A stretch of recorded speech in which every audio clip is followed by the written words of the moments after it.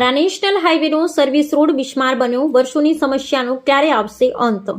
National highway ઓથોરિટીનું બુદ્ધિનું પ્રદૂષણ જોવા મળ્યું. થરાના સર્વિસ રોડ ઉપર ભરાયેલા પાણીમાં ખાડા પુરાણની કામગીરી હાથ ધરી. થરા નેશનલ હાઈવે નંબર 27ના સર્વિસ રોડ ઉપર ઘૂંટણસમા પાણી ભરાઈ રહ્યા છે. ગઈકાલે એક બાઇક અને ઓટો રિક્ષા પલટી ખાઈ ગયું હતું.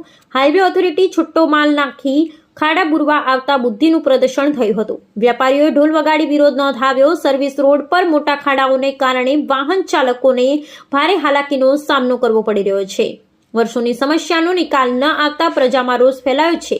સર્વિસ રોડની તાત્કાલિક રિપેરિંગની માંગ ઉઠી છે. Bureau report Kanujit Thakor, Kankrej, Banaskantha.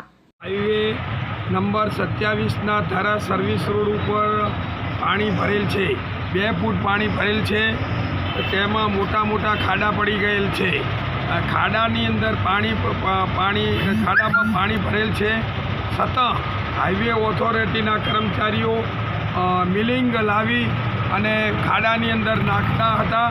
ત્યારે અમે વેપારીઓએ ઢોલ વગાડીને કહેલ કે આવી રીતે ખાડા ન પૂરાય, અને અમે આ લોકોનો વિરોધ કરેલ કે આવી રીતે ખાડા પૂરવાથી ખાડા તો એના જ રહેવાના, લોકો ખાડાની અંદર પડવાના છે.